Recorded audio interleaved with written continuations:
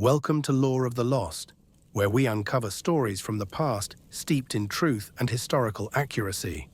Get unheard of perspectives and discover what life was really like during these times. Listen to the boring history as you drift off into another world. I am George Lancaster, your speaker tonight, and please let me hear where you're listening from and what time it is for you in the comments. Now listen along as we venture into the dusty hills of California, where dreams of gold met the unforgiving reality of 1850. The California gold rush has drawn hundreds of thousands of hopeful souls to the Sierra Nevada foothills. Among them stands Thomas Whitmore, a 28-year-old former shopkeeper from Massachusetts who sold everything he owned to make the treacherous journey west. Like so many others, Thomas believed the newspaper stories of nuggets lying scattered on riverbanks, waiting to be plucked like fruit from trees.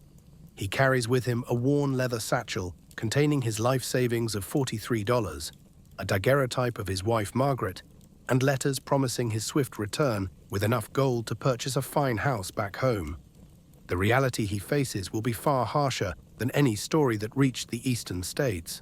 Thomas awakens before dawn in his canvas tent, one of hundreds dotting the hillside near Hangtown, now called Placerville. The morning air bites through the thin fabric walls, carrying the scent of wood smoke and unwashed bodies. Frost covers his wool blanket, and his breath forms small clouds in the frigid air. He shares this cramped space with two other men, strangers who became tent mates out of necessity and shared expenses. The tent measures barely 8 feet square, and their combined belongings create a maze of mining tools, cooking implements, and damp clothing. Outside, the sounds of the mining camp begin stirring, coughing, the scrape of shovels, and the distant ring of pickaxes against stone. Thomas pulls on his boots, already stiff with dried mud from yesterday's work. The simple act of getting dressed reveals the harsh realities of prospector life. Thomas owns only 2 shirts, both now grey with embedded dirt that no amount of washing can remove. His trousers, once a respectable brown wool, are patched at both knees and held up by rope suspenders. The leather of his boots has cracked from constant exposure to water and rocky terrain, allowing moisture to seep through and keep his feet perpetually damp. He wraps his feet in strips of cloth torn from an old undershirt, a practice learned from more experienced miners who understand that dry feet can mean the difference between working and being laid up with illness. His hands, once soft from shopkeeping, are now calloused and scarred, permanently stained with dirt under fingernails that he's long given up trying to clean. Thomas steps outside to join the queue at the communal water barrel, where miners wait their turn to splash their faces and fill their canteens. The water, drawn from a nearby stream, tastes of minerals and often contains a fine layer of silt that settles at the bottom of containers. Hygiene has become a luxury that few can afford in terms of time, water, or privacy. Most men bathe perhaps once a week in the creek, and even then, only when the weather permits. Thomas runs his wet hands through his hair, now grown long and unkempt, and scrapes his fingernails across several days' worth of stubble. The absence of mirrors means he hasn't seen his own reflection in weeks, but he can feel how gaunt his face has become, how his clothes hang looser on his diminishing frame. Breakfast consists of hardtack biscuits, beans, and coffee so weak it barely colors the water brown. Thomas and his tent mates take turns cooking over a small fire built in a circle of stones, using a dented tin pot and 3 mismatched plates purchased at inflated prices from the camp's general store.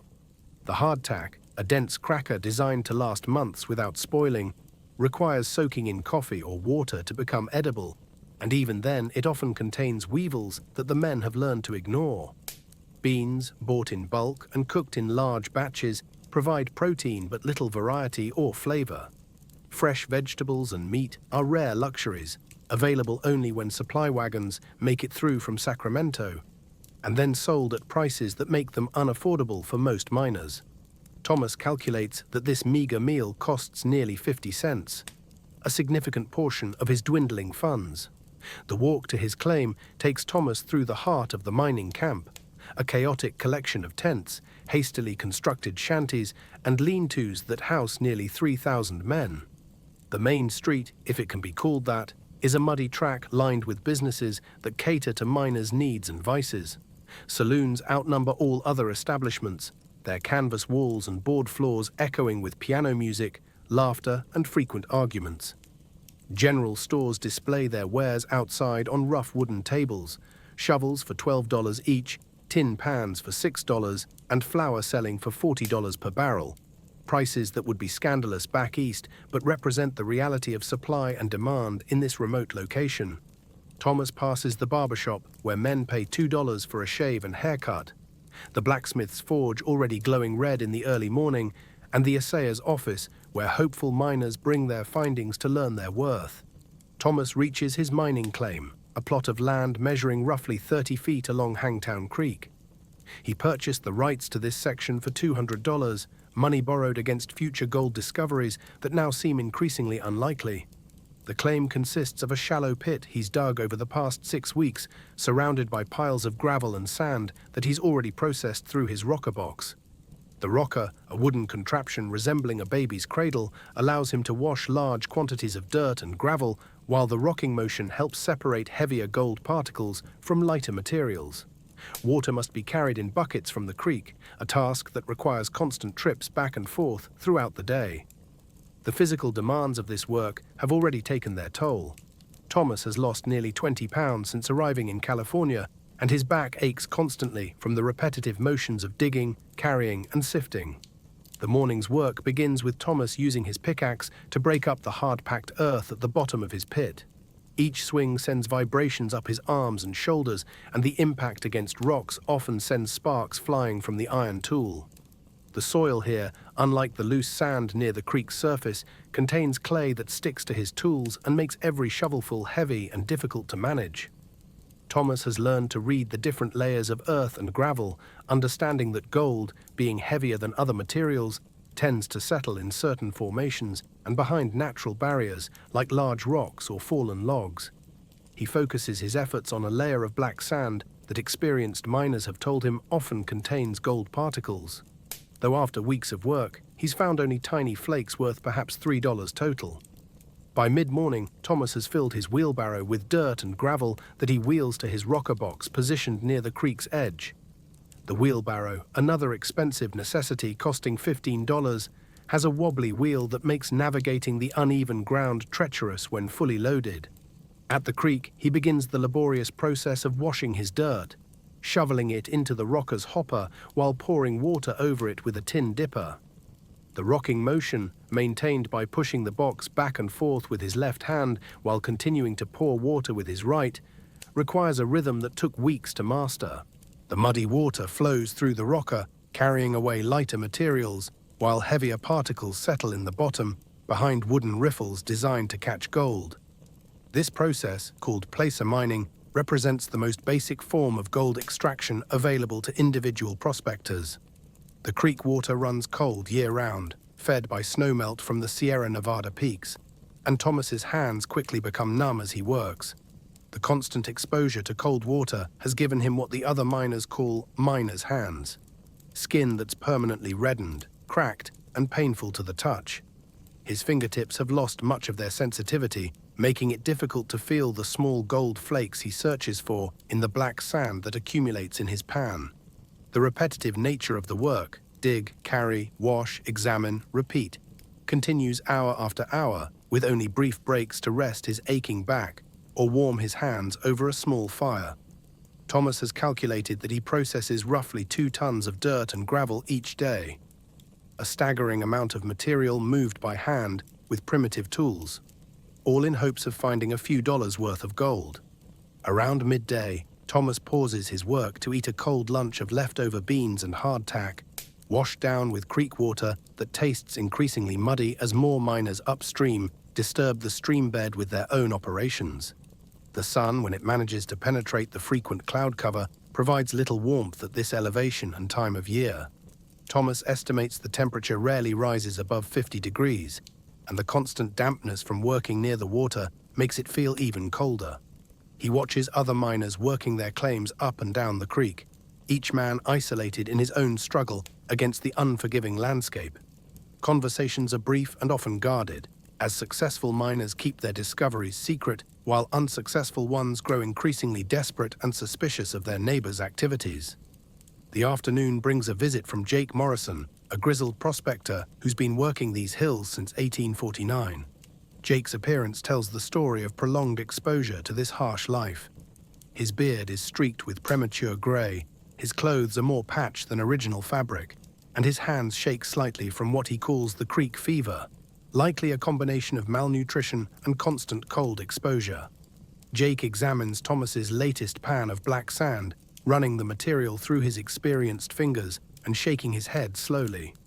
"This creek's been worked over pretty good," Jake explains, his voice hoarse from months of breathing dust and cold air. "The easy gold was picked clean in '49. What's left requires more than a rocker and a pan." Jake's assessment confirms what Thomas has begun to suspect, that his current methods and location are unlikely to yield the riches he'd hoped for. Jake shares stories of the early days of the gold rush, when men could indeed find nuggets lying in stream beds, and some miners extracted hundreds of dollars worth of gold in a single day.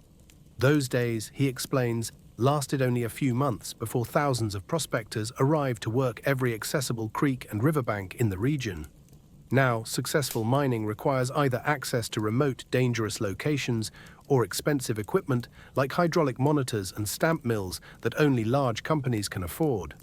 Individual prospectors like Thomas are increasingly squeezed out by organized mining operations that can process vast quantities of low-grade ore profitably. The romantic image of the independent 49er striking it rich has given way to the reality of industrial mining controlled by investors from San Francisco and the East Coast. As evening approaches, Thomas tallies his day's findings, approximately 1/4 ounce of gold flakes and dust, worth roughly $4 at current prices. From this amount, he must subtract his daily expenses: food, water, tool maintenance, and the gradual repayment of his claim costs, leaving him with perhaps 50 cents in actual profit.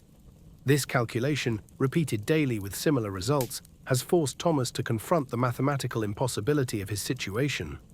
At his current rate of success, he would need to work for several years just to recover his initial investment in travel and equipment, let alone accumulate the wealth he'd promised his wife. The letters he writes home have grown increasingly vague about his prospects, focusing instead on descriptions of the landscape and weather while avoiding specific mentions of his financial situation. The evening meal preparation reveals another harsh reality of prospector life: the constant struggle to obtain adequate nutrition while living in a remote location with limited transportation and storage facilities. Thomas and his tent mates pool their resources to purchase supplies, but even basic staples like flour, salt pork, and dried beans cost several times their Eastern prices. Fresh fruits and vegetables are virtually non-existent, leading to widespread cases of scurvy among miners who've been in the camps for extended periods. Thomas has noticed his own gums becoming tender and his old wounds healing slowly, early signs of vitamin deficiency that he doesn't yet recognize.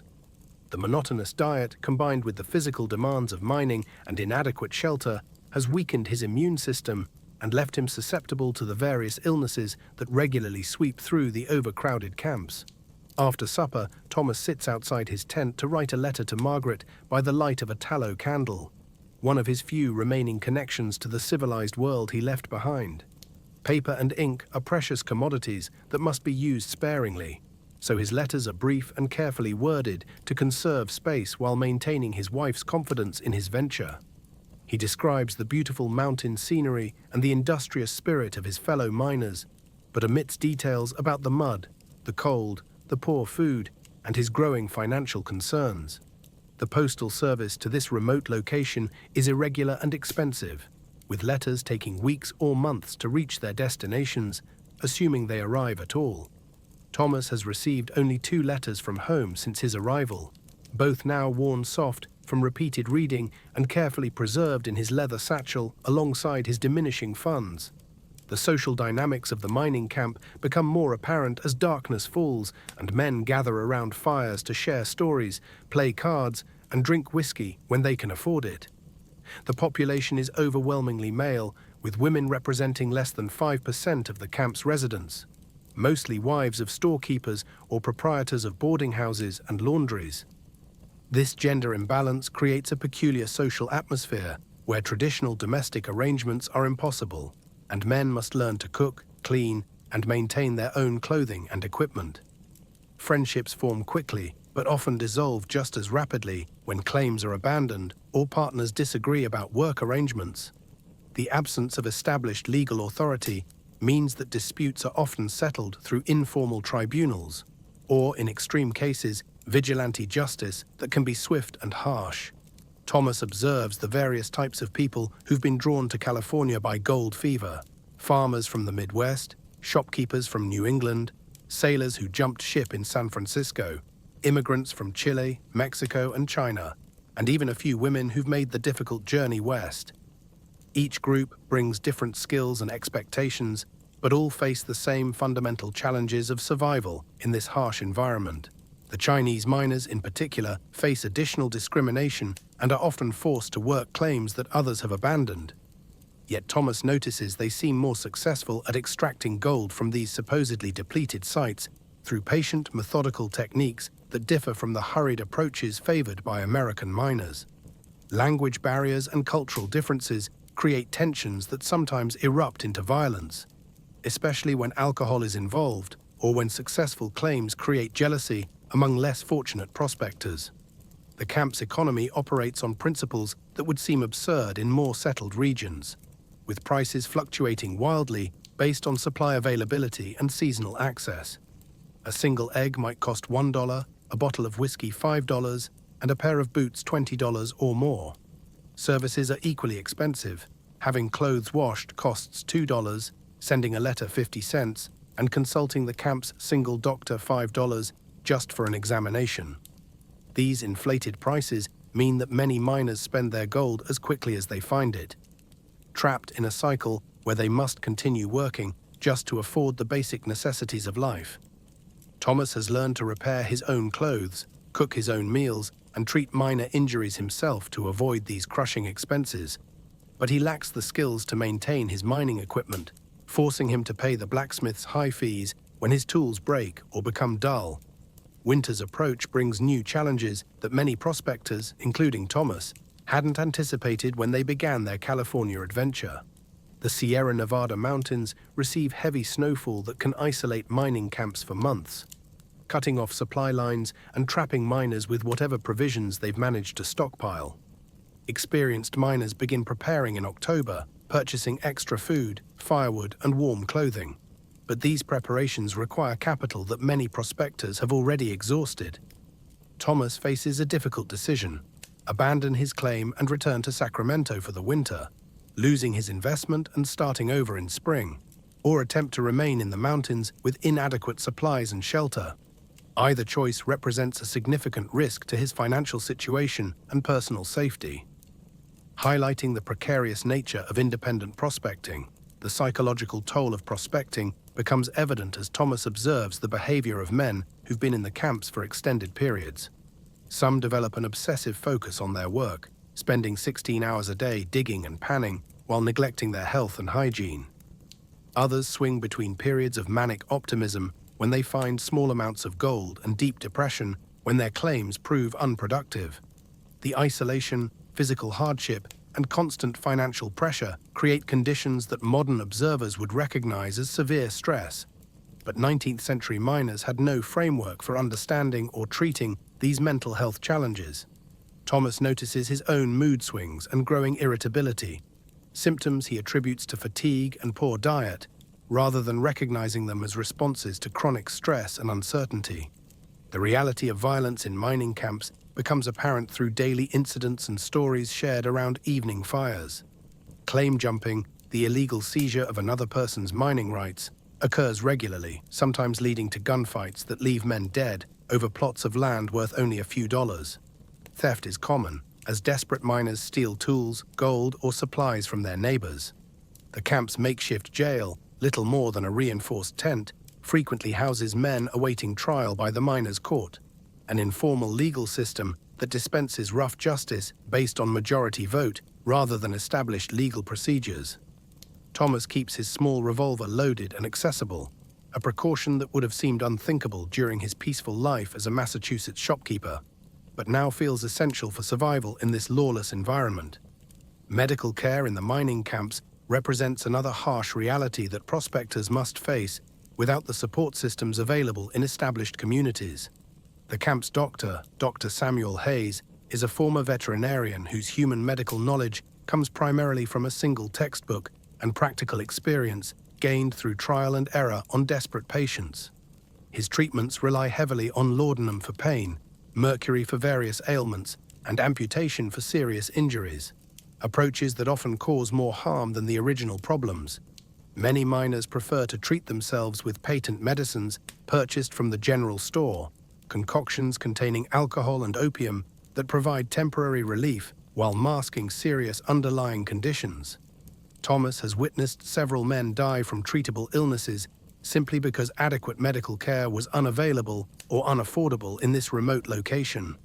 The environmental impact of gold mining becomes visible throughout the region as thousands of prospectors alter the landscape in their search for precious metal. Creek beds are diverted, hillsides are excavated, and forests are cleared for fuel and construction materials. The water in Hangtown Creek runs constantly muddy from upstream mining operations, and dead fish float downstream from sites where miners use mercury to separate gold from other materials. Thomas notices that game animals have become scarce in the area, driven away by the noise and activity of the mining operations. This environmental degradation, while not yet understood in modern ecological terms, creates immediate practical problems for miners who depend on clean water, fish, and game to supplement their expensive and inadequate food supplies.